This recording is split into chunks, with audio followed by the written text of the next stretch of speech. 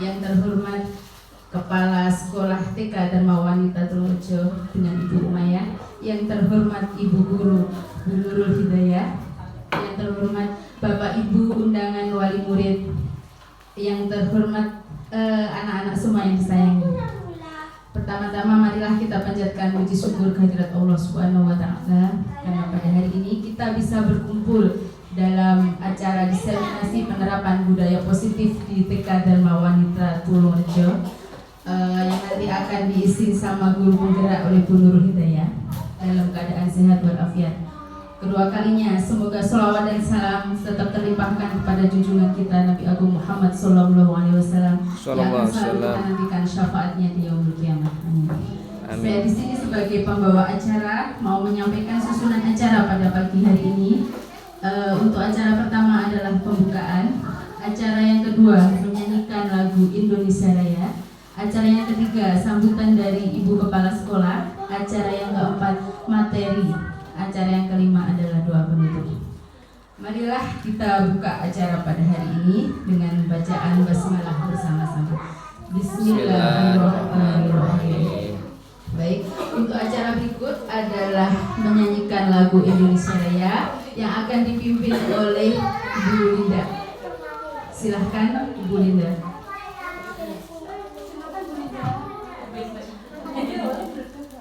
Hadirin dimohon berdiri. Anak-anak juga berdiri.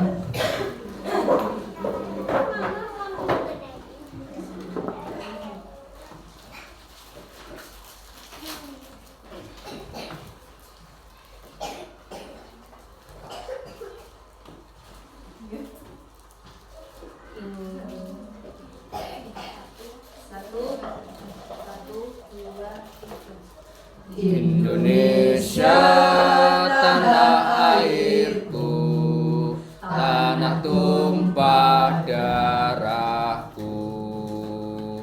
Di sanalah aku berdiri, jadi pandu ibuku. Indonesia kebangsaanku, bangsa dan tanah airku.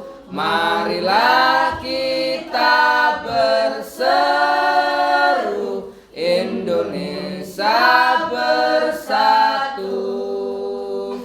Hiduplah tanahku, hiduplah negeriku, bangsaku, rakyatku semuanya.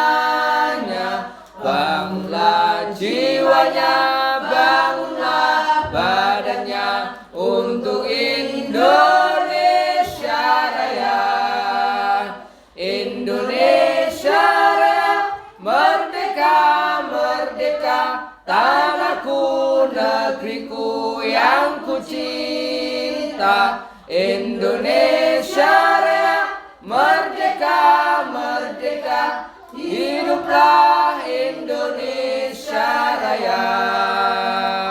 Indonesia Raya, merdeka, merdeka, tanahku, negeriku yang ku cinta. Indonesia Raya, merdeka, merdeka, hiduplah Indonesia Raya. Hadirin silakan duduk kembali. Terima kasih. Baik, untuk acara berikutnya adalah sambutan dari Kepala Sekolah. Kepada yang terhormat Ibu Umayah kami persilakan.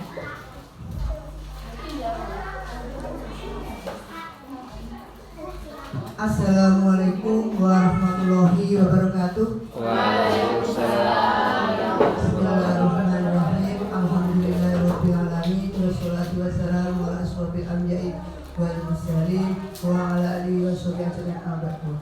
Yang kami hormati Ibu Guru TK Dharma Wanita Tulungarejo, yang kami hormati Bapak Ibu wali murid serta anak-anakku semua yang aku sayangi. Terlebih dahulu, marilah kita panjatkan rasa puji syukur alhamdulillah kehadirat Allah Subhanahu wa taala, yang mana pada kesempatan pagi hari ini kita ada berkumpul di gedung TK Dharma Wanita Tulorejo dalam acara diseminasi penerapan budaya positif yang akan dibawakan oleh Bu Nurul Hidayah sebagai pengimbasan tugas dari pendidikan guru penggerak. Atau Ibu, sholawat dan salam semoga terlimpahkan kepada junjungan kita besar Muhammad SAW yang kita nantikan syafaatnya di hari yaumul kiamah. Bapak Ibu yang kami hormati, ini nanti acaranya yaitu acara penerapan budaya positif yang akan disampaikan oleh calon penggerak yaitu Bu Hidayah. Sebenarnya Bapak Ibu, budaya positif itu di TK Dharma Wanita Tulorejo sudah kami sampaikan, misalnya dengan cara setiap datang berjabat tangan, salim, ataupun sholat duha berjamaah seperti baca sholat pendek, itu merupakan budaya positif yang perlu terus dikembangkan untuk pembentukan karakter anak-anak di masa yang mendatang, supaya anak-anak kita itu menjadi anak-anak yang berakhlakul karimah, sopan santun. Itu nanti akan dibawakan oleh Bu Nurul yang menyampaikan. Terus yang kedua, Bapak Ibu yang kami hormati, di TK Dharma Wanita Tulorejo pembelajaran ini sudah baik, terbukti dengan adanya penilaian akreditasi oleh Badan Akreditasi Ban PAUD Provinsi Jawa Timur pada bulan Mei yang lalu. Alhamdulillah dengan nilai terakreditasi A. Alhamdulillah Bu. Baik. Seperti TK yang lain di Kabupaten Tulungagung. Atau Ibu, kami sebagai para pendidik siap memberikan pelayanan pendidikan yang terbaik kepada putra-putri panjenengan. Bapak Ibu yang kami hormati, yang ketiga yaitu di TK Dharma Wanita Tulorejo setiap bulan anak-anak libur satu bulan. Sebab kemarin lupa saya sampaikan, setiap bulan mulai tahun pelajaran 2023 ini 2024 diadakan rapat rutin IGTKI. Ngaten nggih. Kan semasa Covid rapatnya itu hanya perwakilan satu guru. Tapi sekarang mulai tahun pelajaran 2023-2024 ini semua guru harus ikut rapat. Jadi dalam satu bulan anak-anak libur satu. Ngaten nggih. Bapak Ibu yang kami hormati, itu saja yang akan saya sampaikan. Ada kurang dan mohon maaf. Wabillahi taufiq wal hidayah. Wassalamualaikum warahmatullahi wabarakatuh. Waalaikumsalam warahmatullahi wabarakatuh. Terima kasih. Baik Bapak Ibu, acara untuk berikutnya adalah penyampaian materi diseminasi penerapan budaya positif di TK Dharma Wanita Tulorejo yang akan dipandu oleh Bu Guru kita, Ibu Nurul Hidayah. Kepada Bu Nurul kami persilakan. Terima kasih. Sebelumnya Bapak Ibu masih semangat untuk pagi hari ini semuanya? Semangat. Ya, kita awali dengan Bismillahirrahmanirrahim. Tadi sudah disampaikan oleh Ibu moderator kita. Untuk mengawali kegiatan kita pada hari ini, alangkah baiknya kita menundukkan sejenak terlebih dahulu supaya kegiatan kita pada pagi hari ini dapat berjalan dengan lancar dan semoga selesai tepat pada waktunya. Seperti itu. Sebelumnya, Assalamualaikum warahmatullahi wabarakatuh. Waalaikumsalam warahmatullahi wabarakatuh. Bapak Ibu guru beserta Ibu wali murid dan semua yang aku sayangi, di sini pada pagi hari ini tadi saya Nurul Hidayah sebagai calon guru penggerak angkatan 9 dari Kabupaten Tulungagung akan memberikan pemaparan, yaitu pemaparan penerapan budaya positif di TK Dharma Wanita Tulorejo, Kecamatan Besuki, Kabupaten Tulungagung, sebagai salah satu penugasan saya dalam pendidikan calon guru penggerak, yaitu dalam menyelesaikan modul 1.4 tentang budaya positif. Seperti itu. Izinkan saya untuk memberikan pemaparan ini. Di sini saya selaku calon guru penggerak, bukan maksud saya untuk lebih pintar untuk menggurui panjenengan semua, tidak. Tapi di di sini karena ini adalah tugas saya untuk memberikan pemaparan mengenai budaya positif. Maka saya akan memberikan pemaparannya, penerapannya di sekolah kita, dan semoga semuanya nanti dapat berjalan dengan baik. Seperti itu.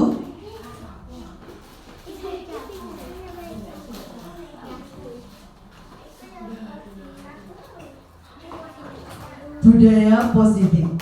Bapak Ibu yang saya hormati, kira-kira budaya positif itu sebelum saya menerangkan mengenai budaya positif, apa yang panjenengan semua ketahui tentang budaya positif yang sudah sering kita lakukan di sekolah kita ataupun juga diterapkan pada wali murid? Kira-kira budaya positif itu hal yang seperti apa kira-kira yang sudah dilaksanakan? Apa ya Ibu Bapak? Kira-kira budaya positif itu mungkin Ibu moderator bisa?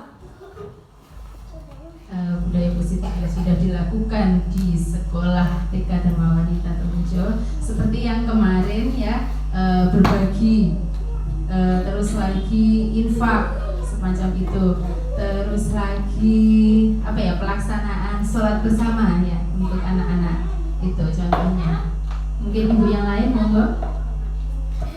Terima kasih. Ibu-ibu yang lain kira-kira apakah budaya positif yang telah kita terapkan di sekolah kita? Kira-kira ada yang bisa memberikan pemaparan lebih lanjut lagi mengenai budaya positif yang sudah kita terapkan di sekolah kita, Bapak Ibu? Ibu Santi mungkin?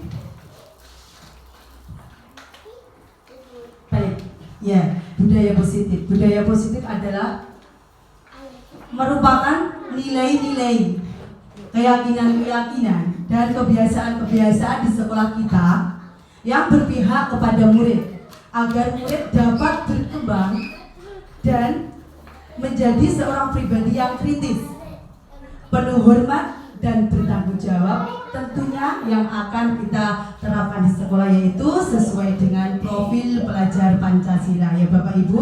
Budaya positif adalah sesuatu hal yang pada era globalisasi seperti saat ini harus benar-benar kita terapkan di sekolah maupun kita terapkan di lingkungan keluarga yang terdekat dengan anak, ataupun juga bahkan kita terapkan di lingkungan masyarakat nantinya. Karena apa? Budaya positif adalah sesuatu hal yang merupakan suatu attitude, etika kita sehari-hari yang wajib kita terapkan agar supaya kita menjadi orang yang sesuai dengan apa yang kita yakini. Seperti itu yang dimaksud dengan budaya positif. Baik, pada kesempatan pagi hari ini kita akan membahas tentang konsep utama modul budaya positif. Di sini modul budaya positif itu ada 5 kategori, yaitu yang pertama disiplin positif dan nilai-nilai kebajikan universal. Yang kedua teori motivasi, hukuman dan penghargaan serta restitusi. Dan yang ketiga kebutuhan dasar manusia. Yang keempat yaitu keyakinan kelas. Yang kelima adalah posisi kontrol, restitusi, dan segitiga restitusi. Baik, selanjutnya yaitu di dalam 5 konsep ini nanti kita akan belajar bersama Bapak Ibu mengenai disiplin positif dan nilai-nilai kebajikan universal sampai dengan posisi kontrol, restitusi, dan segitiga restitusi. Bapak Ibu, sebelum kita menginjak kepada kegiatan selanjutnya, di sini ada sebuah kalimat, cobalah buka. Bu Nurul ingin bertanya kepada panjenengan semua, ketika di sini saya menyuruh panjenengan semua, coba kepalkan tangan Anda semua, ibaratkan tangan Anda itu ada sesuatu yang Anda genggam. Contohnya, kalau Bu Nurul di sini memiliki sebuah serutan. Serutan ini saya genggam. Bayangkan Anda di sini menggenggam sesuatu dengan penuh keyakinan bahwa barang yang panjenengan semua yakini adalah sesuatu hal yang betul-betul panjenengan idamkan, betul-betul panjenengan harapkan, betul-betul Anda yakini bahwa itu adalah milik saya. Coba bayangkan bahwa hal itu adalah sesuatu yang tidak bisa dimiliki oleh orang lain. Kemudian salah satu teman kita ingin membuka genggaman panjenengan semua. Kira-kira apa reaksi Anda? Bu Nurul ingin bertanya, jujur dari dalam hati panjenengan, ketika Anda menggenggam sesuatu hal yang ada di dalam tangan panjenengan dan itu akan dibuka oleh orang lain, kira-kira apa yang akan Anda lakukan? Mungkin Ibu Ika bisa menjawab. Kalau saya mempertahankan genggaman saya, Bu.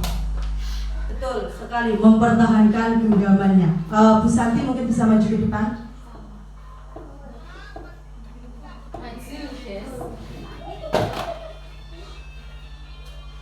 Bagaimana, apa yang akan Anda lakukan dengan genggaman Anda apabila akan direbut oleh orang lain?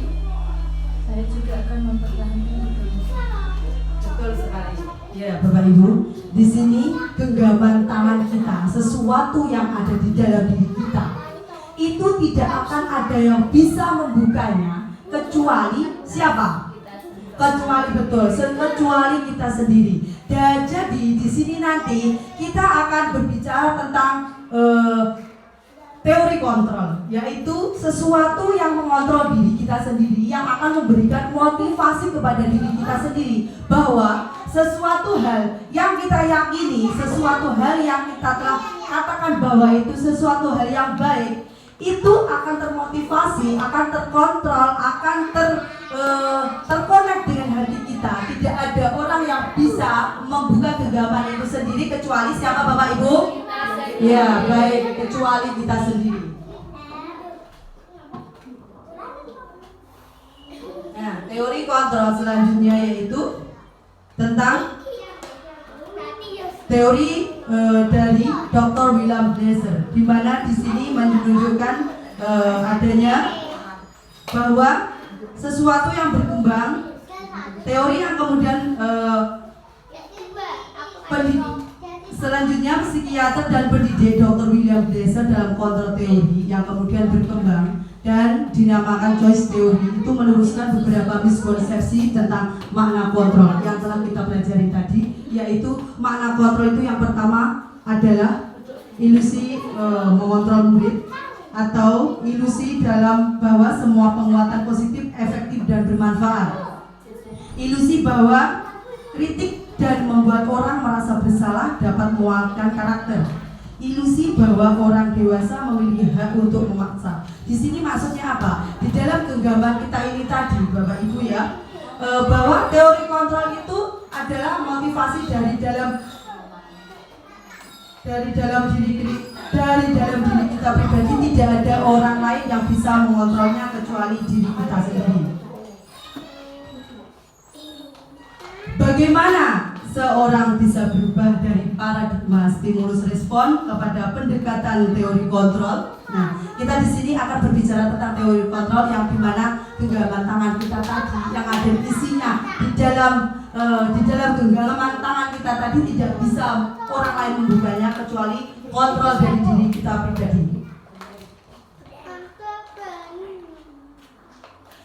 Di sini telah dijelaskan bahwa ada beberapa teori, yaitu tentang stimulus respon dan teori kontrol, di mana stimulus respon itu adalah realitas atau kebutuhan kita sama. Kalau teori kontrol itu kebutuhan kita berbeda. Kemudian selanjutnya stimulus respon, semua orang melihat hal yang sama. Kalau teori kontrol itu setiap orang memiliki gambaran yang berbeda. Kita mencoba mengubah agar orang berpandangan sama dengan kita. Kalau teori kontrol, kita berusaha memahami pandangan orang lain tentang dunia. Nah, di sini apa yang akan kita pelajari Bapak Ibu, yaitu di sini nanti budaya positif itu akan mengarah tentang budaya yang selalu berpusat kepada anak, selalu kita memberikan ruang kepada anak bahwa anak itu memiliki karakteristik yang berbeda satu dengan yang lain. Stimulus kita sebagai seorang pendidik lagi bukan sesuatu hal yang kita samaratakan, tetapi yaitu sesuai dengan teori kontrol mereka. Kebutuhan mereka itu berbeda-beda. Jadi di sini nanti budaya positif itu nanti akan menerapkan tentang hal-hal apa-apa yang diyakini oleh anak-anak bahwa mereka itu memiliki sesuatu yang berbeda dan tidak bisa disamaratakan dengan yang lainnya. Nah, di sini inilah Bapak Ibu, dalam hal itu tadi pembelajaran dengan paradigma baru. Apakah pembelajaran dengan paradigma baru, Bapak Ibu? Di sini pembelajaran paradigma baru dilakukan berdasarkan prinsip pembelajaran yang berdiferensiasi, sehingga setiap siswa belajar sesuai dengan kebutuhan dari tahap perkembangannya untuk mewujudkan profil pelajar Pancasila. Apakah itu yang dimaksud dengan berdiferensiasi, Bapak Ibu? Kira-kira ada yang tahu? Berdiferensiasi itu yaitu berbeda-beda sesuai dengan kita tempatkan pada keinginan anak masing-masing, yaitu sesuai dengan tujuan kita untuk mengacu pada profil pelajar Pancasila, di mana profil pelajar Pancasila itu memiliki 6 dimensi dasar. Yang pertama yaitu beriman, bertakwa kepada Tuhan Yang Maha Esa dan berakhlak mulia. Yang kedua, berkebinekaan global. Yang ketiga, bergotong royong. Yang keempat, kreatif. Kelima, belajar bernalar kritis. Dan yang keenam adalah mandiri. Di mana di sini kita sudah kupas Bapak Ibu bahwa beriman, bertakwa pada Tuhan Yang Maha Esa, kita sudah menerapkannya budaya positif, yaitu setiap pagi hari anak-anak melakukan kegiatan 5S ya Bapak Ibu ya. 5S itu apa? Ketika anak-anak datang, salam, senyum, sapa, sopan dan santun kepada Bapak Ibu guru dan semua teman-temannya. Dan kemudian berkebinekaan global. Di sini berkebinekaan global yaitu semuanya saja, tidak membeda-bedakan. Baik itu tadi dari anak-anak mungkin yang memiliki dari teman-teman yang kurang beruntung dalam hal keluarganya tentang ekonominya, mungkin keluarganya yang kira-kira kekurangan dalam hal ekonomi, ataupun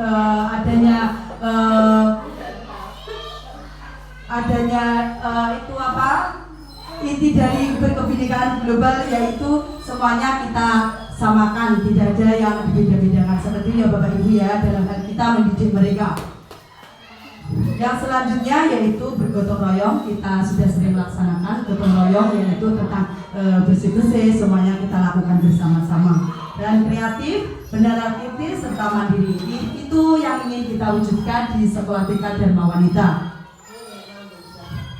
Makna disiplin, Bapak Ibu, di sini sudah sering kita ketahui yaitu disiplin. Apakah itu yang dimaksud dengan disiplin? Mungkin ibu-ibu akan berpikir disiplin, wah disiplin itu apa ya? Disiplin itu kira-kira berkaitan dengan apa kalau mindset kita? Apa Bu Ika, kira-kira disiplin itu bisa digunakan kepada kita semua? Disiplin waktu mungkin ya, waktu sholat, terus waktu berangkat ke sekolah mungkin. Baik, Ibu Ami mungkin bisa. Kalau di sini disiplin maksudnya bahaya kalau untuk anak-anak. Jadi ketepatan hampir sama dengan Bu Ika ya, ketepatan untuk waktu masuk sekolah, terus lagi waktu di dalam kelas pun ya, terus banyak ketawa, terus lagi disiplin dalam hal patuh ya, lebih banyaknya patuh ke Bu Guru ya, terus ngikut apa yang dikatakan Bu Guru, lebih istilahnya juga kalau untuk anak-anak jadi istilahnya ya tadi patuh pada aturan Bu Guru, tepat waktu, terus lagi istilahnya ngikut semua yang diarahkan, terus ya Bu, ya itu aja lah. Ya terima kasih ya. Ya, itu adalah persepsi kita semua ya Bapak Ibu ya, bahwa disiplin itu terkait dengan tata tertib yang seperti itu ya, yang kita pikir pikirkan selama ini ya Bapak Ibu ya. Bagaimana teman-teman yang lain? Betulkah disiplin itu menurut kita adalah sesuatu hal yang menuju kepada tata tertib yang harus kita lakukan, seperti itu menurut kita adalah disiplin. Tapi di sini disiplin bukan yang seperti itu Bapak Ibu ya. Di sini kita akan mengupas tentang pembelajaran baru tentang disiplin, tentang makna disiplin itu apa. Kalau di dalam budaya kita, disiplin itu dimaknai menjadi suatu yang dilakukan seseorang pada orang lain untuk mendapatkan kepatuhan. Betul ya Bapak Ibu? Kita menerapkan tata tertib, kita menertibkan jadwal-jadwal itu intinya supaya apa yang kita inginkan itu dipatuhi oleh orang lain, seperti itu. Coba kita lihat. Nah, di sini Bapak pendidikan kita, Bapak Ki Hajar Dewantara menyatakan bahwa di mana ada kemerdekaan, disitulah harus ada disiplin yang kuat.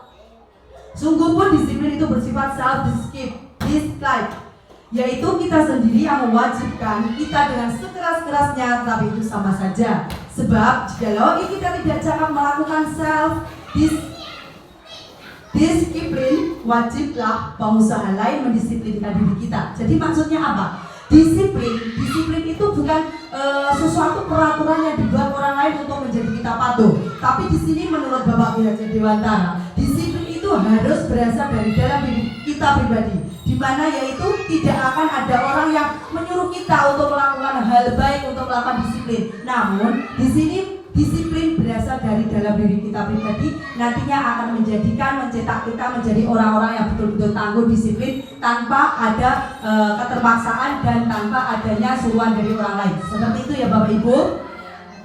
Nah, maksud dari Diana menyatakan bahwa arti kata disiplin itu yaitu berasal dari bahasa Latin yang namanya disiplina. Nah, di sini bahwa disiplin itu adalah sesuatu yang dilakukan harus sesuai dengan dari dalam diri kita sendiri. Seperti yang bergambaran tadi kita, teori kontrol itu tadi semuanya adalah berkesinambungan, di mana disiplin adalah sesuatu hal yang akan selalu kita laksanakan sesuai dengan apa yang ada dalam diri kita sendiri. Tidak akan ada orang lain yang bisa mengontrol kita, Bapak Ibu ya. Misalkan katakan, nak kamu harus bangun jam 5, katakanlah, karena nanti bisa terlambat sekolah, seperti itu. Kalau si anak itu tadi tidak memiliki disiplin kontrol dirinya, walaupun ibunya menyuruh, mereka akan melakukan hal itu apa tidak Bapak Ibu? Akan melakukan apa tidak ya? Tidak kan? Nah, mungkin mereka sesekali melakukan hal itu karena mereka takut kepada kita, takut atas konsekuensi apabila nanti saya tidak disiplin. Oh, orang tuaku marah. Oh, bu guruku nanti menghukum. Seperti itu kira-kira mindset kita, seperti itu ya Bu Ibu. Nah, selanjutnya, jadi di sini disiplin adalah kemampuan memerintah diri sendiri dalam mengontrol dan menguasai diri untuk memilih tindakan yang mengacu pada nilai-nilai yang kita hargai dengan penuh tanggung jawab. Nah, di mana keterkaitan disiplin positif dan nilai-nilai kebajikan? Disinilah Bapak Ibu, ketika kita disiplin, nanti dari dalam diri kita sendiri akan menghasilkan suatu keyakinan, di mana keyakinan tersebut nanti akan menjadi nilai-nilai kebajikan yang kita miliki. Contoh, saya akan tepat waktu, karena apabila saya tidak tepat waktu nanti kegiatan pembelajaran akan molor. Seperti itu adalah disiplin dari diri kita sendiri, tidak dikontrol oleh orang lain, tidak disuruh oleh orang lain, karena kita sudah percaya pada diri kita bahwa saya akan disiplin. Seperti itu ya Bapak Ibu maksudnya. Nah, di sini untuk mencapai apa? Agar supaya disiplin serta keterkaitan disiplin positif dan nilai-nilai kebajikan itu untuk menuju profil pelajar Pancasila yang memiliki 6 dimensi tadi. Selanjutnya, nah di sini teori motivasi, hukuman dan penghargaan ataupun restitusi. Kita sudah berada di materi yang kedua, yaitu tentang teori motivasi. Tadi yang sejak pertama kita coba buka teori motivasi. Motivasi apa yang ada pada diri panjenengan semua ketika tangan Anda menggenggam sesuatu barang, ketika tangan Anda menyimpan sesuatu yang berharga, yang kira-kira itu adalah hal yang sangat-sangat panjenengan semua yakini bahwa itu adalah yang terbaik untuk saya. Apa Bapak Ibu semuanya yang tadi panjenengan pikirkan? Yaitu kira-kira dari kontrol kita sendiri kan? Apa-apa yang telah kita lakukan itu sesuai dengan teori kontrol kita sendiri, yaitu tidak akan ada yang bisa membuka genggaman tangan kita kecuali diri kita sendiri, ataupun kecuali kalau kita mengiyakan mereka untuk membukanya. Seperti ya Bapak Ibu ya. Baiklah. Nah, di sini untuk menghindari teori motivasi, di sini ada 3 teori motivasi perilaku manusia. Yang satu yaitu untuk menghindari ketidaknyamanan atau hukuman. Nah, motivasi kita ketika kita melakukan hal-hal perilaku disiplin itu karena yang pertama yaitu untuk menghindari ketidaknyamanan atau hukuman. Betul apa tidak Bapak Ibu? Betul kan? Nah, kita melakukan disiplin karena kira-kira orang lain supaya aku nanti supaya tidak dihukum. Seperti itu kan kalimat kita. Supaya aku ingin mengerjakan tugasku dengan baik, supaya bu guru nanti tidak marah kepadaku. Aku akan melakukan bangun tidur pagi-pagi supaya ibuku tidak marah. Seperti itu. Itu motivasi mereka ketika perilaku manusia yang tidak sesuai. Seperti itu. Kemudian yang 2, untuk mendapatkan imbalan atau penghargaan dari orang lain. Ketika kita melakukan sesuatu hal, apakah betulkah yang kita harapkan itu tadi imbalan atau penghargaan dari orang lain Bapak Ibu? Dari dalam diri kita pribadi ketika kita melakukan suatu hal yang baik, aku melakukan hal ini karena aku ingin mendapatkan imbalan, atau aku ingin mendapatkan penghargaan dari orang lain. Betul begitukah ibu-ibu apa yang kita lakukan selama ini? Jujur dari dalam diri kita jenengan semua. Ketika kita melakukan suatu hal yang baik, kita itu ingin mendapatkan penghargaan dari orang lain atau untuk mendapatkan imbalan. Bagaimana Bapak Ibu kira-kira? Apa kira-kira yang anak-anak kita lakukan ketika dia melakukan hal yang baik? Apakah mereka menginginkan sesuatu hal imbalan dari orang tuanya atau dari ibu gurunya?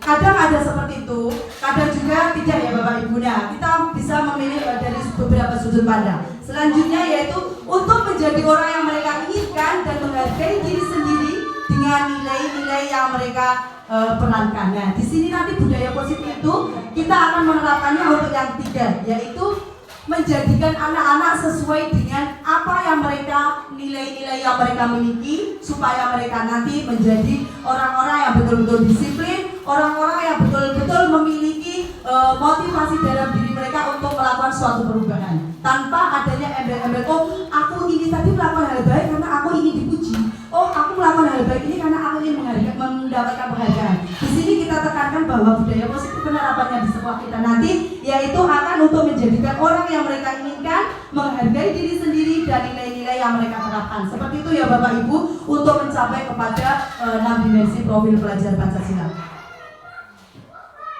Nah, di sini pertanyaan reflektif. Di sini ada kasus di mana kasusnya mohon Bapak Ibu nanti memberikan tanggapan. Nia, Iva kurang menguasai pelajaran matematika sehingga pada saat pelajaran tersebut berlangsung dia lebih banyak berdiam diri atau menggambar di buku pelajarannya. Pada saat guru matematika Pak Zeno menanyakan pertanyaan Iva menjadi gugup dan tak sengaja menjatuhkan tasnya dari kursi serta tiba-tiba menjadi gagap pada saat berupaya menjawab. Seluruh kelas pun tertawa.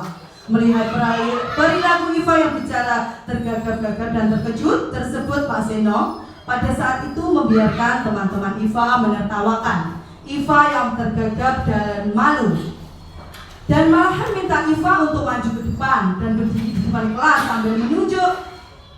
Kemudian Pak Zeno pun bertanya, dan kelas semakin keduh. Anak-anak pun tertawa melihat kelakuan Iva. Kelas tidak bisa dan si Iva tidak bisa memegang ujung hidungnya. Seperti itu. Di sini kelakuan Pak Zeno yaitu sedang melakukan hukuman. Kenapa? Karena Iva tidak mengerjakan pelajaran matematika. Yang akan saya tanyakan, apakah Anda setuju dengan tindakan Pak Zeno terhadap Iva? Yang kedua, menurut Anda, tindakan Pak Zeno terhadap Iva adalah sebuah hukuman atau konsekuensi? Bagaimana Bapak Ibu mungkin bisa menjawab? Kira-kira tindakan seperti itu untuk seperti yang sedang terjadi sekarang ini, panjenengan semua setuju apa tidak ketika seorang IFA tidak mendengarkan apa pelajaran yang telah diberikan oleh Pak Seno? Bagaimana teman-teman? Bagaimana? Kira-kira apa Mbak? Setuju? Baik, ada yang lain? Bagaimana Bu Darmi? Kira-kira setuju apa tidak dengan apa yang telah dilakukan oleh Pak Seno? Dia menghukum IFA, kemudian IFA disuruh maju ke depan dan semua tetap temannya di kelas itu menertawakan IFA. Kira-kira kenapa kok Anda setuju Bu Linda? Coba bisa dijelaskan? Oh baik, karena melakukan kesalahan. Oke, fine. Nah selanjutnya, menurut Anda tindakan Pak Seno tadi sebuah hukuman atau konsekuensi? Apa kira-kira? Konsekuensi. Nah kalau Pak Febi mungkin kira-kira apa Pak Febi? Hukuman. Baik, ada dua persepsi antara hukuman dan konsekuensi. Kita lihat. Nah di sini hukuman, konsekuensi, dan restitusi. Restitusi adalah proses menciptakan kondisi bagi murid untuk memperbaiki kesalahan mereka sehingga mereka bisa kembali pada kelompok mereka dengan karakter yang lebih kuat. Dosen tahun 2004. Bapak Ibu, di sini ada beberapa daftar, yaitu identitas gagal dan identitas sukses. Di mana hukuman? Tadi Bu Linda mengatakan IFA itu tadi adalah suatu hukuman. Nah, di sini akan kita lihat hukuman dan disiplin, konsekuensi serta restitusi. Apakah itu nanti masuk dalam bagian mana ya Bu Ibu? Kita akan lihat. Nah, di sini hukuman adalah sesuatu yang menyakitkan harus terjadi. Kalau konsekuensi sesuatu yang harus terjadi. Restitusi merupakan pilihan.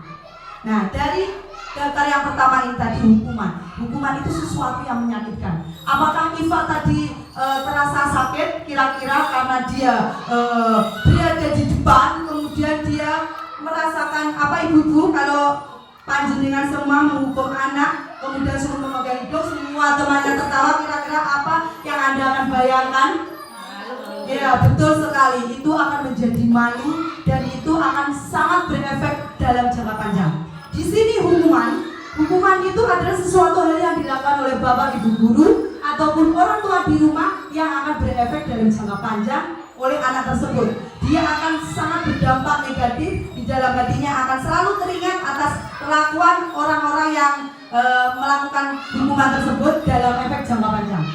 Kalau konsekuensi itu sesuatu hal yang dilakukan namun tidak dalam jangka panjang. Mereka nanti akan terlupakan sendiri, akan tanggung jawab, oh saya karena melakukan hal ini berarti saya harus mengetahui konsekuensi apa yang akan saya terima. Seperti itu perbedaan hukuman dan konsekuensi.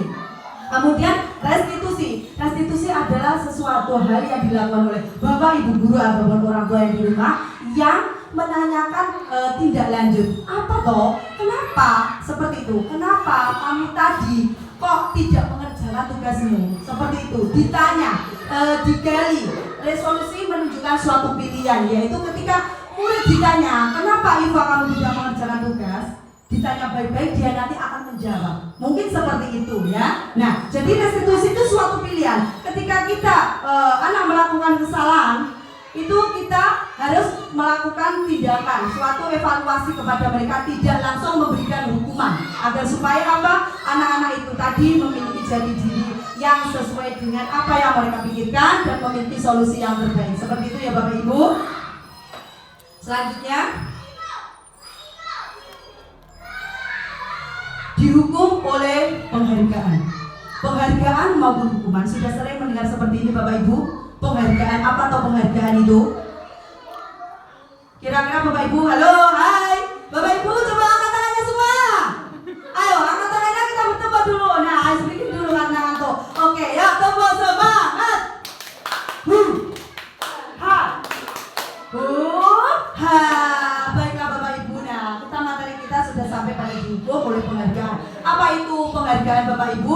Penghargaan adalah sesuatu kita berikan kepada anak-anak didik kita ya tentunya, atau anak kita karena dia telah melakukan sesuatu yang menurut kita itu betul kan? Betul? Nah, betul seperti itu. Nah, penghargaan itu merupakan suatu hukuman ternyata. Kenapa? Kira-kira ada yang tahu kenapa? Apa ibu-ibu? Kenapa ini penghargaan kok di sini dikatakan sebagai hukuman? Ada yang kira-kira bisa memberikan ulasannya? Kenapa kok penghargaan itu dikatakan sebagai hukuman? Nah, di sini kenapa penghargaan dikatakan suatu hukuman? Karena penghargaan maupun hukuman adalah cara-cara mengontrol perilaku seseorang yang menghancurkan potensi untuk pembelajaran yang sesungguhnya. Menurut Han, secara ideal tindakan belajar itu sendiri adalah penghargaan yang sesungguhnya. Nah, di sini kenapa penghargaan dikatakan suatu hukuman? Karena mereka yang belajar, mereka yang melakukan hal yang positif itu karena mereka memiliki keinginan untuk mendapatkan penghargaan, bukan dari diri pribadi mereka. Oh, aku ingin belajar supaya aku pandai. Beda segmen. Kalau di sini, oh aku belajar supaya pintar supaya nanti guruku memberiku hadiah. Betul?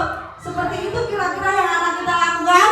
Nah, mereka merasa senang. Tetapi ternyata dalam jangka panjang itu menghukum mereka karena mereka tidak bisa membudayakan positif, tidak bisa disiplin dengan dirinya sendiri untuk belajar sendiri, tidak mendapatkan motivasi intrinsik, tidak memiliki motivasi dalam dirinya sendiri karena dengan penghargaan tersebut. Oke, Bapak Ibu ya.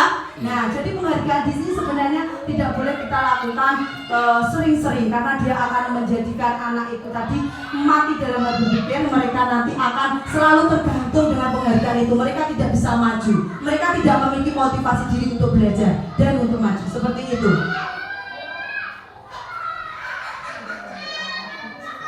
Restitusi sebuah pendekatan untuk menciptakan disiplin positif. Restitusi membantu murid menjadi lebih memiliki tujuan, disiplin positif, dan memulihkan dirinya setelah berbuat salah. Restitusi bukan untuk menebus kesalahan, namun untuk belajar dari kesalahan. Restitusi adalah memperbaiki hubungan antara si pelaku dengan orang yang sebagai korbannya. Restitusi adalah tawaran, bukan paksaan. Restitusi menuntun untuk melihat ke dalam diri pribadi. Restitusi mencari kebutuhan dasar yang mendasari tindakan tersebut. Restitusi diri adalah cara yang paling baik. Nah, di sini Bapak Ibu, restitusi itu adalah suatu tindakan pendekatan kepada orang yang melakukan tindakan kesalahan agar supaya menciptakan suatu disiplin positif, di mana disiplin positif itu akan terdapat atau dimiliki oleh semua orang apabila sebenarnya kita mengetahui bagaimana caranya kita mengatasi masalah tanpa adanya masalah. Seperti itu yang dimaksud dengan restitusi yang ada di sekolah kita, di mana restitusi kita akan lebih terbuka kepada anak-anak yang melakukan kesalahan. Contoh dari hal hukuman, konsekuensi, dan restitusi. Kita telah tahu bahwa Iva tadi melakukan kesalahan.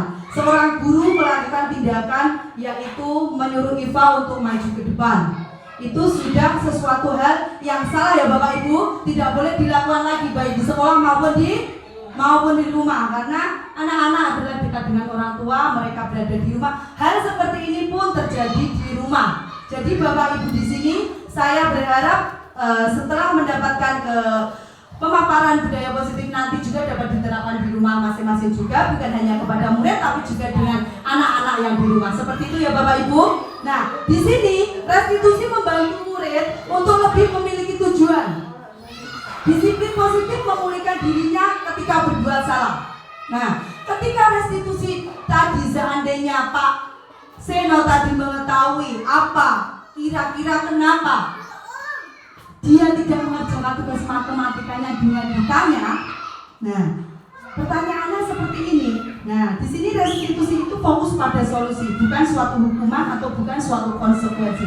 Jadi solusinya bisa ditemukan dari anak yang melakukan kesalahan tersebut, sehingga mereka dengan adanya restitusi ini nanti mereka akan termotivasi untuk dirinya sendiri, sehingga mereka akan melakukan hal yang lebih baik. Ketika Pak Seno apabila dia menerapkan restitusi di sekolah itu, mungkin pertanyaannya akan seperti ini. Iva, kenapa kamu tidak mengerjakan tugas matematika, nak? Seperti itu. Nah, kemudian Pak Seno pun akan bertanya kembali, apakah kamu tahu tidak mengerjakan tugas itu sudah sesuai dengan keyakinan kelas kita? Bu Guru pun, Pak Guru pun juga pernah tahu, pernah melakukan kegiatan, melakukan kesalahan, pernah melakukan hal yang sama, pernah tidak mengerjakan tugas. Namun saya pun juga punya alasan. Saya mengerti kira-kira apa alasanmu, nak, kenapa kamu tidak mengerjakan tugas matematika. Itu adalah cara kita dalam memberikan solusi kepada anak. Nanti anak akan menjawab. Dia akan menjawab, oh begini Pak, karena saya tadi malam ngantuk, atau mungkin karena tadi malam saya banyak tugasnya, jadi saya lupa tidak mengerjakan tugas matematika, atau karena saya malam tidurnya di rumahku ada hajatan. Seperti itu akan tergali apa kira-kira masalahnya itu tadi sehingga dia tidak mengerjakan tugas matematika. Nah, kemudian Pak Guru yang bijak, kita memberikan restitusi suatu solusi itu nanti menanyakan kembali, kira-kira apa yang akan kamu lakukan kalau kamu melakukan kesalahan seperti ini? Seperti itu ya Bapak Ibu. Anak-anak akan memberikan solusi dengan motivasi yang ada pada dirinya sendiri. Dia akan mengatakan, baik Pak, ini adalah kesalahan saya. Saya akan belajar lebih baik lagi, saya akan disiplin waktu, dan saya tidak akan mengulanginya lagi supaya saya menjadi yang lebih baik. Anak-anak pasti akan melakukan hal seperti itu. Karena dia apa? Karena dia tahu kesalahannya dan tidak diolok-olok dan tidak dijustis oleh gurunya untuk tiba-tiba diberi hukuman. Seperti itu ya Bapak Ibu, maksud dari restitusi agar supaya fokus pada solusi dan anak-anak mendapatkan solusi dari dirinya sendiri untuk menjadi lebih baik dan sesuai dengan disiplin positif yang akan kita terapkan di sekolah.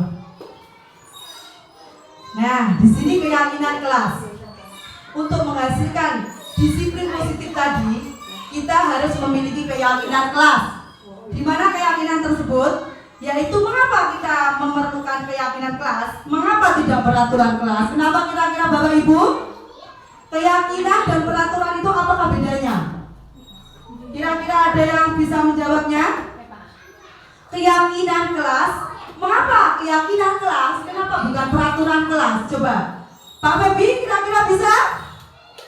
Coba sedikit tentang keyakinan. Apa tuh keyakinan? Coba bayangkan. Apa sih keyakinan itu Bapak Ibu? Apa Bu? Kira-kira? Keyakinan Bu Eva? Keyakinan Bu Rini? Keyakinan apa? Kira-kira keyakinan adalah sesuatu yang ada di dalam diri kita pribadi ya Bapak Ibu, yang kita yakini. Contoh, aku berkeyakinan bahwa Tuhan itu satu. Seperti itu ada keyakinan. Aku berkeyakinan bahwa jika aku tidak pakai masker, aku itu kena beduk, terus pilek. Itu keyakinan dari dalam diri kita pribadi. Terus aku itu tidak mandi, aku mesti gatelan. Tidak mandi gatelan, itu keyakinan. Nah, beda lagi dengan peraturan. Kalau peraturan adalah apa kira-kira?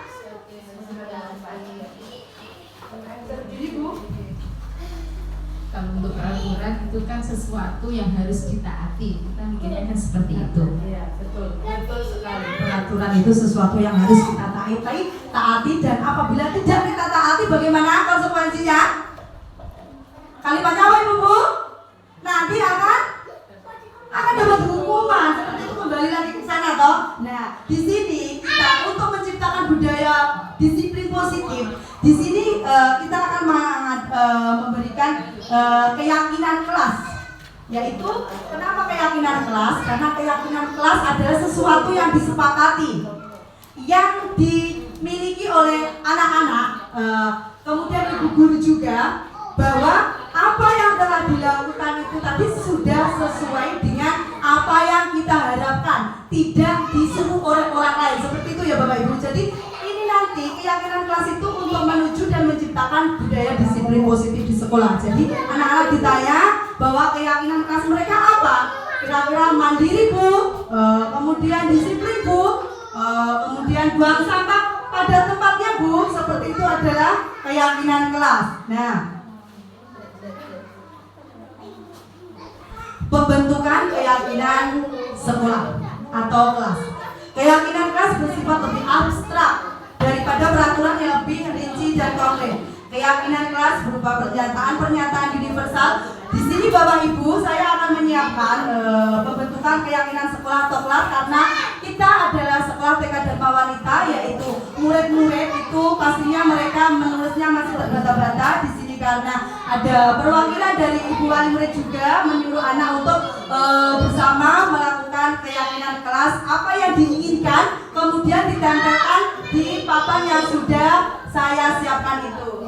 Mohon Bu Maya untuk memberikan satu-satu kepada anak-anak bahwa kepada ibu guru ataupun ibu wali murid untuk menuliskan keyakinan kelas apa yang diinginkan.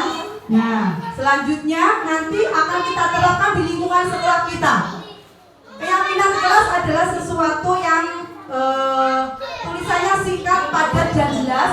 Nantinya akan bisa diterapkan di kelas kita ataupun di sekolah kita. Seperti itu bisa menulis keyakinan kelas yang diharapkan keyakinan kelas seperti apa toh? Keyakinan kelas kita supaya dapat mewujudkan disiplin positif. Contohnya, keyakinan kelas kita yaitu disiplin. Maksudnya disiplin apa? Datang tepat waktu. Nah, di sini ketika menulis keyakinan kelas Ibu Bapak tidak boleh menuliskan kalimat negatif. Kalimat yang negatif contohnya apa? Tidak boleh datang terlambat. Nah, kita ganti menjadi tepat waktu, disiplin. Kemudian tidak boleh membuang sampah di sembarangan. Itu juga tidak boleh ditulis dalam keyakinan kelas. Kita menulisnya buanglah sampah pada tempatnya. Kalimat positif yaitu kalimat yang mensugesti untuk anak agar supaya mereka dapat melakukan hal-hal positif. Jadi kalimat keyakinan kelas tidak boleh menggunakan kalimat negatif. Tidak ada kalimat tidak. Katakan saya ingin membuat keyakinan kelas yaitu tidak gaduh di dalam kelas Bu. Nah baik, berarti apa? Budayakan tertib atau budayakan diam atau buat kelas menjadi nyaman, seperti itu. Buang sampah pada tempatnya. Belajar yang nyaman, belajar yang menyenangkan. Kemudian bisa lagi juga disiplin, bisa juga bertanggung jawab, seperti itu. Satu kalimat saja yang dari setiap anak nanti bisa diterapkan anak di dalam kelas. Disiplin positif adalah kalimat positif, bukan kalimat negatif. Seperti itu ya Bapak Ibu. Jadi jangan menyematkan kalimat tidak, karena itu akan mensugesti anak untuk melakukan hal yang tidak baik. Biasakan menggunakan kalimat disiplin. Contohnya saya bertanggung jawab. Kemudian bisa ditempelkan yang sudah selesai, bisa ditempelkan di papan depan. Silakan Bapak Ibu.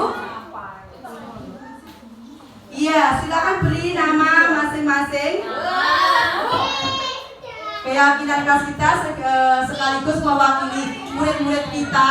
Mungkin Naila juga bisa maju ke depan bersama menempelkan itu nak.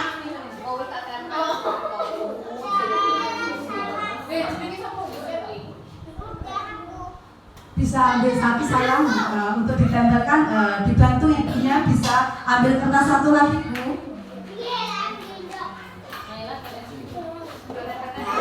Iya, bisa ditempelkan bersama anaknya untuk maju ke depan. Baik. Iya, itulah pembentukan keyakinan sekolah atau keyakinan kelas kita supaya nantinya menjadi suatu budaya positif dan disiplin positif yang bisa diterapkan di sekolah kita.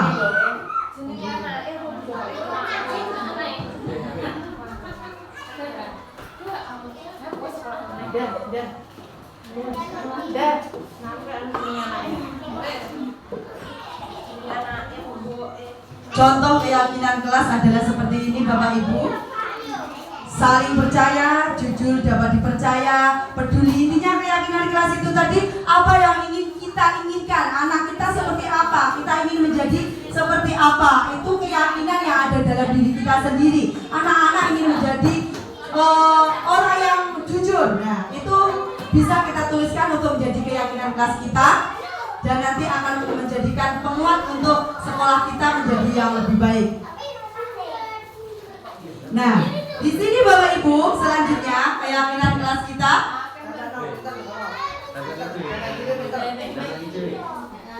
Keyakinan kelas kita sudah selesai, sudah kita laksanakan. Selanjutnya yaitu tentang kebutuhan dasar manusia dan dunia berkualitas. Di sini 5 kebutuhan dasar manusia menurut Dr. William Glaser dalam choice theory. Pertanyaan pematiknya, Ibu Ambar, guru wali kelas 2A di SD Pelita Hati sedang bingung menghadapi ulah salah satu murid di kelasnya, Doni. Beberapa anak di kelas 2A telah datang padanya dan mengeluh. Doni yang seringkali meminta bekal makan siang mereka dengan paksa. Jika Anda menghadapi situasi seperti ini, apa yang akan Anda lakukan? Menurut Anda, kira-kira apa alasan Doni melakukan hal itu, Bapak Ibu? Kira-kira apa alasannya, Bu Santi? Kira-kira alasan apa Doni sehingga dia sampai merebut makanan temannya? 5 kebutuhan dasar manusia dan dunia berkualitas untuk anak. Apa Bu Santi kira-kira bisa maju ke depan? Kira-kira apa? Ya, silakan Bu Linda untuk maju ke depan. Bisa mengutarakan pendapatnya, monggo. Monggo Bu. Monggo Ibu. Baik. Nah, baiklah. Di sini saya akan memberikan jawaban ya Bapak Ibu. Kenapa kira-kira kebutuhan dasar manusia apa yang kira-kira tidak terpenuhi oleh Doni itu tadi? Nah, ini loh Ibu-ibu Bapak. 5 kebutuhan dasar manusia. 1, yaitu kebutuhan bertahan hidup. Kebutuhan bertahan hidup itu apa? Di sini gambarnya kebutuhan bertahan hidup yaitu tentang ada gambar berbagai macam kemewahan, glamor, kemudian hal-hal yang untuk mempertahankan hidupnya. Kemudian 2, kasih sayang dan rasa diterima. 3, penguasaan yaitu kebutuhan pengakuan atas kemampuan. 4, kebebasan, kebutuhan akan pilihan. 5, kesenangan, kebutuhan untuk merasa senang. Nah, kira-kira apa kebutuhan yang tidak terpenuhi oleh Doni tadi Bapak Ibu? Apakah kebutuhan bertahan hidup? Apakah kasih sayang dan rasa diterima? Apakah penguasaan? Apakah kebebasan? Atau apakah kesenangan ketika dia tadi merebut makanan bekal dari temannya? Apa Bu Ami kira-kira? Kebutuhan bertahan hidup ya, Iya. makanan. Betul sekali, sangat betul saya. Beri aplaus untuk Bu Ami teman-teman semuanya. Ya. Nah, ternyata dari apa yang telah kita ketahui dari 5 kebutuhan dasar manusia menurut Dr. William Glaser, anak itu melakukan sesuatu hal yang negatif itu ternyata mereka itu memiliki 5 kebutuhan dasar yang tidak terpenuhi. Ya Bapak Ibu, ingat 5 kebutuhan dasar manusia sebagai seorang anak. Walaupun anak mereka adalah manusia, mereka sudah memiliki kebutuhan dasar. Bukan hanya di tingkat kita orang dewasa yang memiliki kebutuhan dasar, namun anak-anak juga memiliki kebutuhan dasar. Ketika mereka melakukan hal yang negatif, kita harus tahu apa kebutuhan bocah ini masih belum terpenuhi. Seperti itu ya. Mungkin contoh, katakan anak ini tadi dia merebut makanan temannya. Berarti kebutuhan dasar apa? Sebagai pendidik kita harus menerapkan pertanyaan apa itu tadi? Restitusi kepada mereka. Kenapa sampai kamu merebut makanan temanmu? Begitu kan? Tidak tiba-tiba, hei itu salah. Tidak boleh kalimat seperti itu. Langsung menjatuhkan anak, hei itu salah. Seperti itu perbuatan yang tidak boleh kita sebagai pendidik atau orang tua terapkan kepada anak-anak ya Bapak Ibu semuanya ya. Ya kenapa? Karena kita harus tahu kebutuhan 5 kebutuhan dasar mereka apa yang belum terpenuhi. Kita dapat menggalinya menggunakan restitusi ini tadi. Apa toh nak? Kenapa kamu tadi merebut makanan temanmu? Anak akan menjawab, gini Bu, aku tadi belum sarapan. nggak masak. Nah, kalimatnya seperti itu loh. Kita sebagai pendidik nanti akan berkomunikasi kepada orang tua. Bu, kemarin anak panjenengan itu rebut makanan koncone. Daunnya dari maem, dengan persiapnya ya boleh Endi kerja sarapan Rien. Seperti itu ya Bapak Ibu ya kita. Sebagai pendidik atau sebagai orang tua tidak boleh langsung menyalahkan. Ibu salah, orang rebut ibu kalau orang marah ngono kuwi. Tidak boleh ya. Ibu tidak pernah mengajarkan kamu untuk berbuat jahat. Tidak boleh. Bukan seperti itu ya Bu. Kita tanya, kita gali apa kebutuhan dasar mereka yang belum terpenuhi. Seperti itu. Selanjutnya, restitusi 5 posisi kontrol. Nah, di sini berikut ini akan disampaikan suatu program disiplin positif yang berpusat pada murid yang dikembangkan oleh Dian Gosen dengan pendekatan restitusi yang disebut dengan 5 posisi kontrol. Yang pertama yaitu posisi kontrol penghukum. Yang kedua pembuat merasa bersalah. Ketiga menjadi teman. Keempat pemantau. Kelima menjadi manajer. Di sini Bapak Ibu, dari suatu kejadian ataupun kasus, kita sebagai pendidik ataupun sebagai orang tua, kita harus mampu menempatkan 5 posisi kontrol restitusi. Kita belajar di sini, kita sudah sering melakukan, katakanlah Bu Santi, Zaki dan Sako melakukan suatu kesalahan ketika dia datang terlambat di sekolah, seperti itu. Ketika menjadi seorang penghukum, kata-kata dari saya sebagai seorang pendidik akan mengatakan, hei, patuhi aturan saya, kenapa kamu terlambat dari ini? Seperti itu. Kamu selalu saja salah, selalu melakukan perbuatan salah, selalu terlambat, selalu tidak datang tepat waktu. Kenapa kamu seperti itu? Nah, itu adalah kalimat penghukum. Kalimat sebagai seorang pendidik dan seorang orang tua sebagai kalimat pendukung yang sebagai penghukum. 5 posisi kontrol sebagai penghukum sangat-sangat salah dan tidak boleh kita terapkan di sekolah maupun di rumah ya Bapak Ibu. Kenapa? Karena akan mematikan motivasi intrinsik mereka dan akan mematikan imajinasi mereka untuk menjadi seorang profil pelajar Pancasila. Kemudian yang selanjutnya yaitu pembuat merasa bersalah. Apa kalimat pembuat merasa bersalah?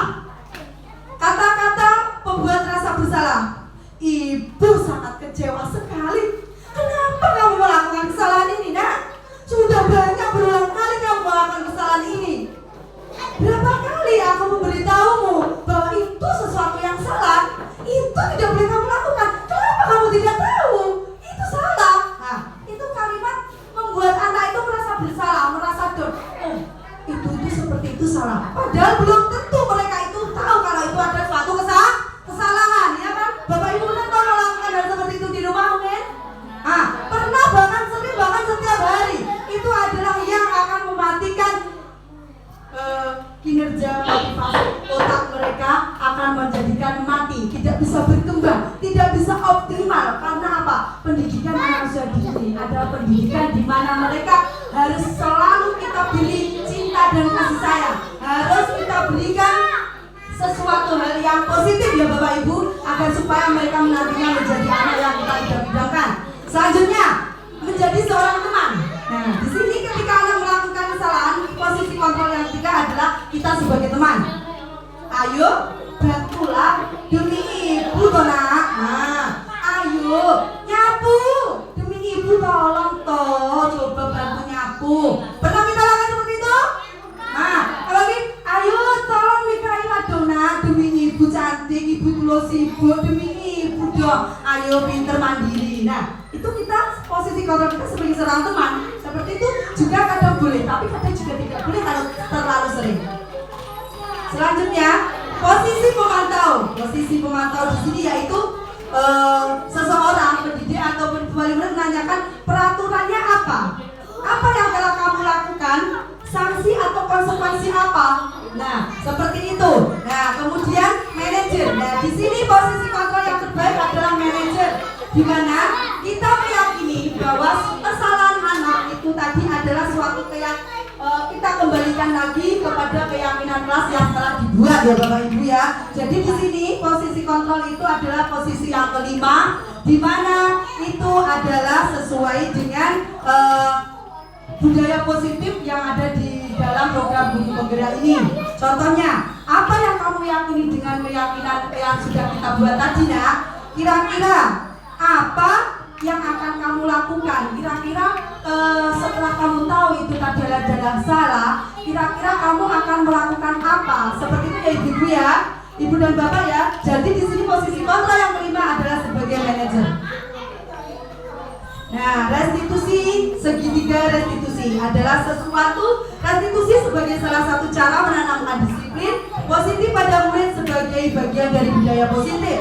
Yaitu ada yang pertama, menstabilkan identitas. Yang kedua, validasi tindakan yang salah. Yang ketiga, menanyakan keyakinan. Jadi kita ketika memberikan sesuatu memberikan solusi kepada anak, yaitu kita tanyakan identitas mereka terlebih dahulu. Apa yang telah kamu lakukan itu tadi suatu hal yang betul apa tidak? Tidak boleh langsung melakukan sesuatu yang membuat mereka merasa bersalah. Kemudian melakukan validasi tindakan yang salah, yaitu memenuhi kebutuhan dasar mereka terlebih dahulu. Kira-kira kebutuhan dasar apa yang belum mereka terpenuhi seperti ya Ibu, sehingga mereka melakukan perbuatan yang salah. Kemudian menanyakan keyakinan bahwa teori kontrol yang kita terapkan adalah teori sebagai seorang manajer agar supaya mereka menjadi orang-orang yang baik dan memiliki motivasi intrinsik ya dari dalam diri pribadi mereka. Nah, alhamdulillah kegiatan pada pemaparan kegiatan budaya positif pada kesempatan hari ini telah selesai dan saya ucapkan terima kasih. Modul 1.4 telah selesai saya paparkan kepada Bapak Ibu semua, dan semoga apa yang telah saya paparkan ini tadi menjadikan kita suatu pembelajaran baik di sekolah untuk anak-anak ataupun di rumah ya Bapak Ibu semuanya ya. Kita bisa terapkan kepada murid maupun kita terapkan kepada anak-anak kita di rumah untuk menjadi yang lebih baik. Semoga budaya positif dan disiplin positif ini nanti akan selalu terus berkelanjutan, terus dapat kita laksanakan di sekolah kita TK Dharma Wanita tercinta ini dengan penuh kesadaran, dan akan menjadi anak-anak yang nantinya anak-anak yang sesuai dengan profil pelajar Pancasila. Kiranya seperti itu yang dapat saya sampaikan. Apabila ada salah kata dalam saya menyampaikan pemaparan ini, saya mohon maaf yang sebesar-besarnya. Billahi taufiq wal hidayah. Wassalamualaikum warahmatullahi wabarakatuh. Waktu dan tempat saya berikan kepada Ibu moderator. Terima kasih Ibu. Ilmunya sangat bermanfaat sekali ya buat kita semua sebagai ibu-ibu di rumah. Terima kasih. Marilah kita lanjut. Marilah kita lanjut untuk acara berikutnya. Adalah doa penutup. Doa dipimpin oleh Bu Nurul. Ya. Baiklah, mohon maaf ini saya merangkap karena Bapak Kiainya belum datang. Baiklah, untuk mengisi acara saya yang selanjutnya yaitu doa. Semoga kegiatan pada pagi hari ini berjalan baik dan alhamdulillah telah berjalan dengan lancar. Lahumul Fatihah. A'udzubillahi minasyaitonirrajim. Bismillahirrahmanirrahim. Alhamdulillahirabbil alamin. Arrahmanirrahim. Maliki yaumiddin. Iyyaka na'budu wa iyyaka nasta'in. Ihdinas siratal mustaqim. Siratal ladzina an'amta 'alaihim ghairil maghdubi 'alaihim waladdallin. Amin. Terima kasih. Wassalamualaikum warahmatullahi wabarakatuh. Waalaikumsalam warahmatullahi wabarakatuh. Alhamdulillah untuk acara pagi ini sudah selesai. Saya sebagai pembawa acara mengucapkan banyak terima kasih dan mohon maaf atas banyak salah yang saya berbuat untuk kali ini. Terima kasih atas perhatiannya. Assalamualaikum warahmatullahi wabarakatuh. Waalaikumsalam warahmatullahi wabarakatuh. Assalamualaikum warahmatullahi wabarakatuh. Saya di sini sebagai teman sejawat dari Ibu Nurul Hidayah mengucapkan banyak terima kasih atas materi yang telah disampaikan kali ini. Diseminasi penerapan budaya positif di TK Dharma Wanita Tulungagung. Saya sangat berterima kasih karena ini ilmunya sangat bermanfaat buat kita semua dan nanti bisa kita terapkan baik di rumah sebagai tenaga pendidik, bisa kita terapkan di sekolah seperti itu. Karena selama ini kita tahu sebelum-sebelumnya bahwa untuk yang hukuman-hukuman ataupun konsekuensi itu masih kita terapkan ke anak-anak, dan sekarang kita harus menerapkan materi yang tadi disampaikan untuk restitusi. Itu sangat bagus sekali. Nanti kita bisa terapkan di rumah sebagai orang tua dan kita bisa terapkan di sekolah sebagai tenaga pendidik gitu. Terima kasih buat Ibu Nurul untuk materi kali ini. Assalamualaikum warahmatullahi wabarakatuh. Assalamualaikum warahmatullahi wabarakatuh. Saya Ibu Maya sebagai Kepala TK Dharma Wanita Tulungagung mengucapkan banyak terima kasih kepada Bu Nurul Hidayah. Semoga dengan Bu Nurul Hidayah sebagai calon guru penggerak, semoga sekolah kita menjadi lebih baik dan lebih baik lagi. Sukses selalu dengan pembelajaran hari ini tentang diseminasi penerapan budaya positif di TK Dharma Tulungagung. TK Dharma Wanita semakin lebih maju, lebih baik, dan kedepannya anak-anak lebih menjadi anak yang baik, berkualitas, anak-anak yang jujur. Dengan tadi penerapan restitusi, kami sebagai guru dan pendidik tidak akan menghukum anak-anak. Kita tanya apa kesalahannya, dan semoga anak-anak paham dan mengerti dan selalu bisa dibanggakan di kemudian hari. Demikianlah yang saya sampaikan. Semoga Bunda selalu sukses dan terima kasih banyak. Semoga TK Dharma Wanita Tulungagung semakin baik dan semakin maju. Wassalamualaikum warahmatullahi wabarakatuh.